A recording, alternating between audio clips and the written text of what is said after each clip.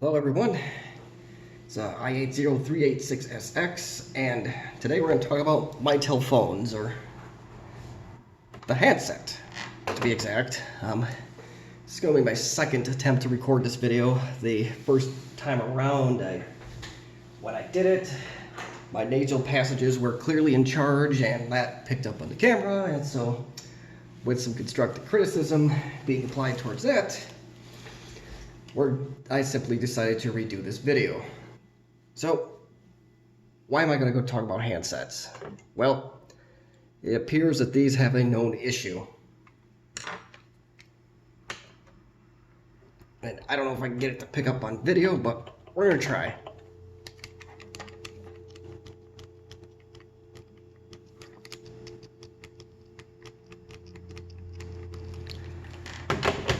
There's a lot of static on that handset. So, how do we fix that? Very, very easy to do. Try to unplug the phone or get another handset to...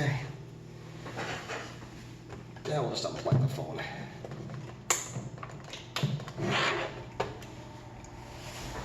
Make sure there's no power going to the phone. Not that there's going to be much to worry about, but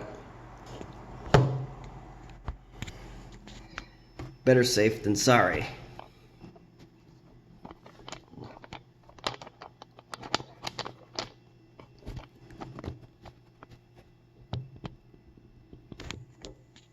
Alright.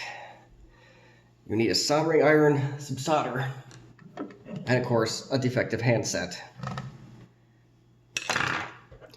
Now, if you're in a Fortune 500 company or your larger organization, you're probably just going to toss the handset and replace it with a new one. Well, that's not always an option. Sometimes it's a big weekend, and you're out of handsets for whatever reason, or you're just cheap. Either way, your handset is generally not doomed. So you need a Phillips screwdriver, one bigger than the little thing that I tried to use just now. Bear with me here. Alright, so now we got a little bit bigger screwdriver, and I got one here, one there. Yeah.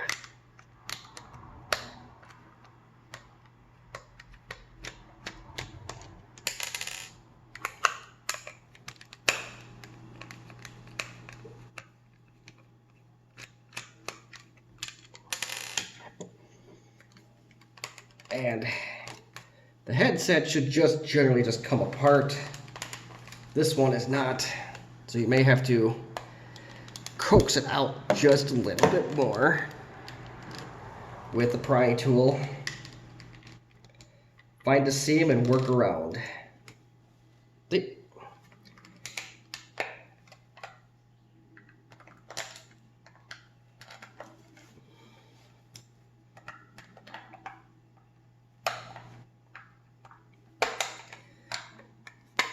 And now you are in the back of your handset. And these handsets feature some of the worst soldering I've ever seen. This one's not nearly as bad as the other ones, but you could look at WT3 and barely attached. Where the problem is in these handsets, where it causes the static, are these two.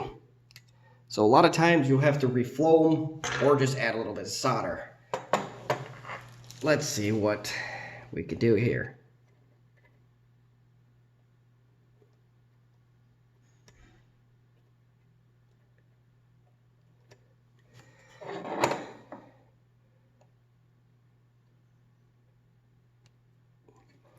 Yeah, that one, I think we're gonna need a little bit more solder for that one. That's...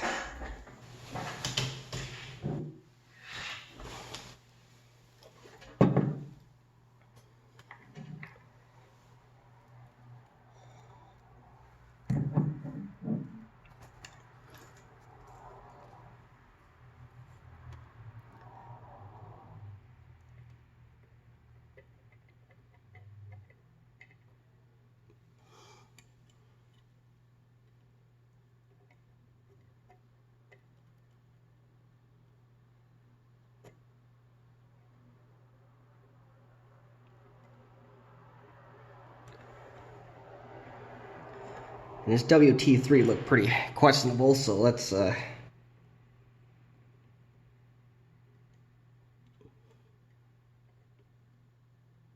touch that up a little bit. And that actually does go to the handset, so that's probably good that we did. I don't see anything that looks truly deplorable on this, but if you open up one of these Mitel handsets, don't be surprised if you see more of this. Now I'm going to touch up this spot right here too. That's never a bad idea. We got plenty of solder to work with, so.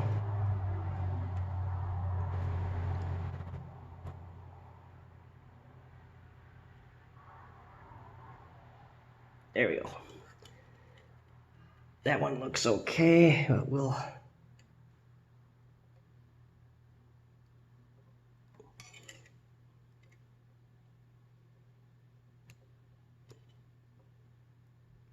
it's just a generally terrible design in my book, but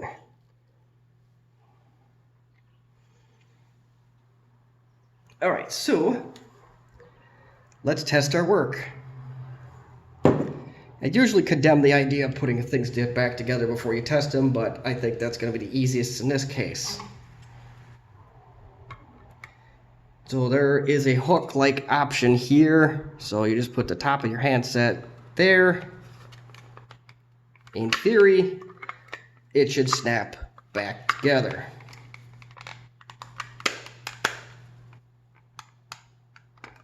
In theory. I emphasize the in theory. Sometimes you gotta take a flathead of some kind and gently convince things to go back in place.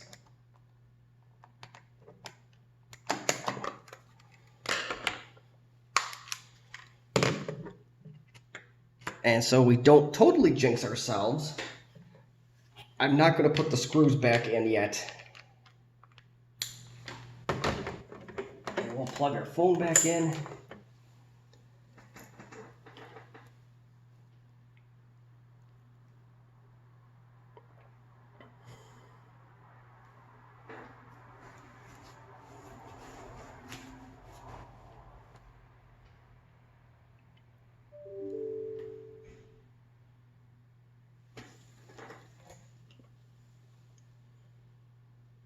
The phone is coming back up. I'm trying to block some of the personal information, so once the phone comes back up, we will put the phone back in the picture, and we'll see if our repair actually worked. I had about 10 of these handsets that I found for sure that had this problem, and I was able to get rid of the static on all 10, so hopefully we still bat 100 with this one.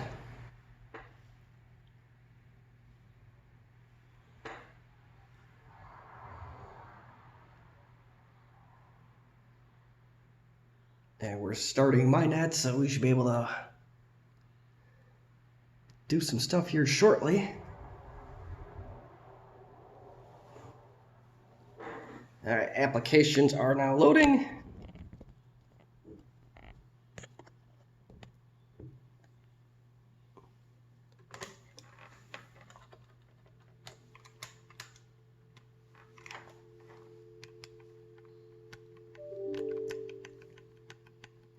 And look at that. Ye of no static. So our mission here is done. If you want to save yourself 15 bucks or so, or I don't know what the official Mitel ones go for, but if you're cheap, you want to save a few dollars, or you're in a pinch, or some other reason, there you go. Go quick fix some questionable Mitel soldering jobs.